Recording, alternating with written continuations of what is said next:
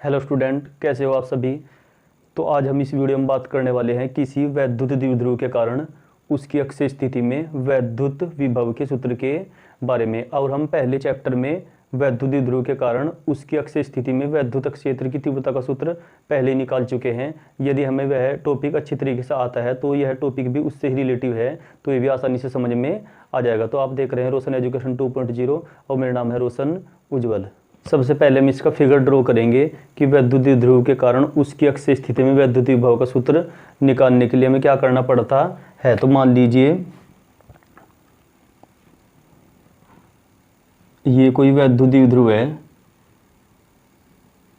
इसका नाम रख लीजिए ए बी, और ये वैद्युत द्विध्रुव माइनस के क्यू व प्लस क्यू आवेश से मिलकर बना है।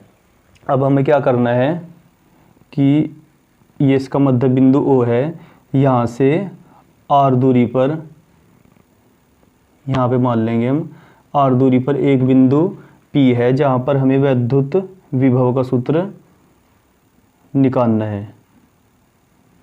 ये अब हमें पता है कि वैद्युत द्विध्रुव के जो बीच की अल्प दूरी होती है वह 2L होती है। तो हम इस मध्य बिंदु से ये 2L दूरी को हमने L और L में डिवाइड कर दिया, तो ये फिगर कंप्लीट हो गया। अब हमने जैसा चित्र में किया सेम ऐसे ही लिख देंगे। हमने क्या किया कि माना एक वैद्युत द्विध्रुव ए बी है जो माइनस के क्यू व प्लस क्यू आवेश से मिलकर बना है तथा यह के पैरावैद्युतांक वाले माध्यम में रखा है। इसके बाद माना इसके मध्य बिंदु ओ से आर दूरी पर एक बिंदु पी है जहाँ पर हमें वैद्युत विभव की गणना करनी है। फिर इसके बाद हम करना स्टार्ट करेंगे, यहाँ से करेंगे हम जानते हैं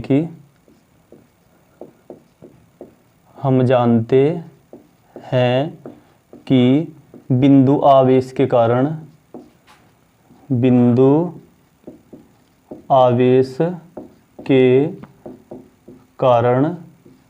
वैद्युत विभव, हम पहली वीडियो में कर चुके हैं कि एक बिंदु आवेश के कारण वैद्युत विभव जो होता है वह होता है V बराबर 1/4 पाई एप्सिलॉन नॉट के Q अपॉन R, इतना होता है। अब हमें क्या करना है, आवेश एक माइनस के Q आवेश है, दूसरा है प्लस Q आवेश, और इन दोनों के कारण हमें P पर विभव निकालना है। फिर लास्ट में हम इन दोनों को ऐड कर देंगे। अब इस चीज़ के लिए हमें किस चीज़ की आवश्यकता है, इसे निकालने के लिए हमें दूरी की आवश्यकता है। तो हम माइनस क्यू से पी तक की दूरी चेक कर लेंगे कितनी है, और प्लस क्यू से पी तक की दूरी भी देख लेंगे कितनी है। तो सबसे पहले यही लिखेंगे, माइनस क्यू से पी तक की दूरी ये कितनी है, यहाँ से यहाँ तक की दूरी, इसके मध्य बिंदु से यहाँ तक की दूरी हो गई R, और L इसमें और जुड़ गई, तो यहाँ तक की ये टोटल दूरी होगी R प्लस के L। इसी प्रकार प्लस Q से P तक की दूरी,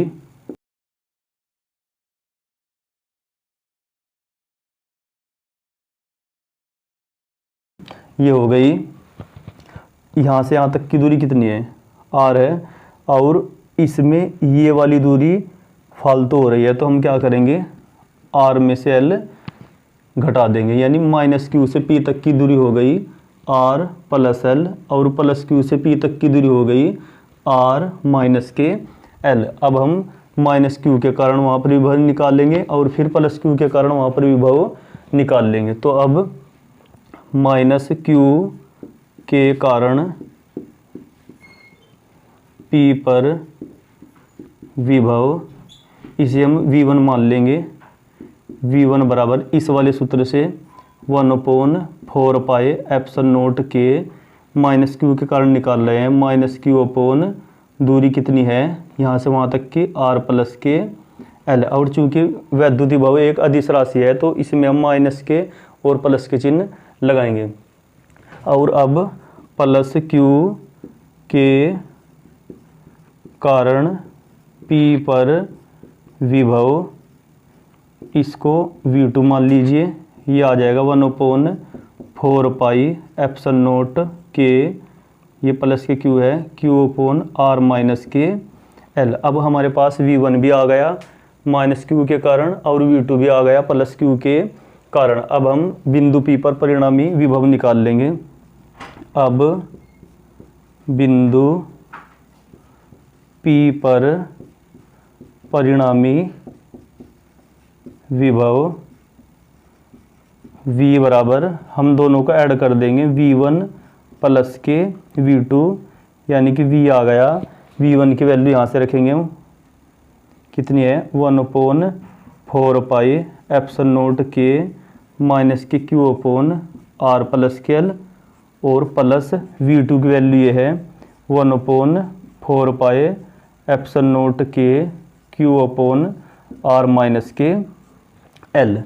अब V बराबर, जो इनमें से कॉमन आ रहा है उसे हम बाहर ले लेंगे, कॉमन आ गया 1/4 पाई एप्सिलॉन नॉट के, क्यू भी आ रहा है, क्यू यहाँ से आ गया माइनस के 1/r प्लस के एल, और यहाँ से आ गया 1/r माइनस के एल।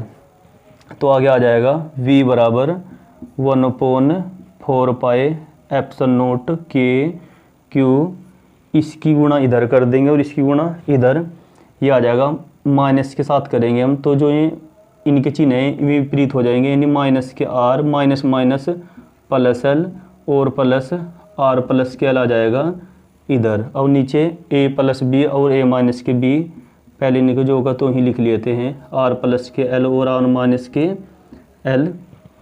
अब कुछ इधर कर लेंगे हम, तो ये आ गया V बराबर 1/4 पाई एप्सिलॉन नॉट के माइनस के क्यू बाहर है। अब क्यू है बाहर, क्यू यहाँ से R और R कैंसिल हो रहा है, तो ऊपर L और L हो जाएगा 2L, और नीचे A प्लस बी और A माइनस बी का फॉर्मूला है, यानी पहले पद का स्क्वायर माइनस के दूसरे पद का स्क्वायर। तो V बराबर आ जाएगा 1/4 पाई एप्सिलॉन नॉट, यहाँ पे 2QL आ गया और R स्क्वायर माइनस के L स्क्वायर।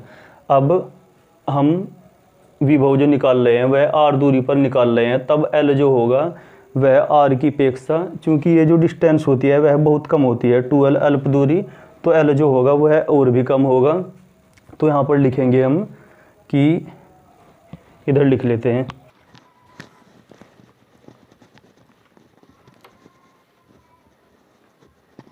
यहाँ पे लिखेंगे हम आगे कि L is less than R, यानी जो L है वह R की अपेक्षा बहुत छोटा है, तब L स्क्वायर और भी छोटा होगा, तब हम L स्क्वायर को नगण्य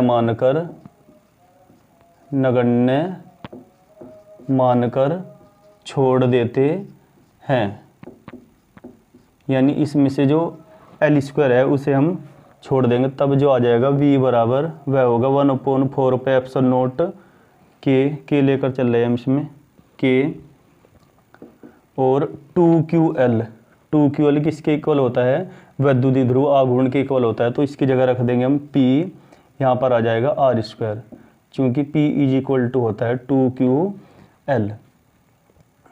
तो हमारे पास ये आ गया वैद्युत ध्रुव के कारण उसकी अक्षीय स्थिति में वैद्युत विभव का सूत्र।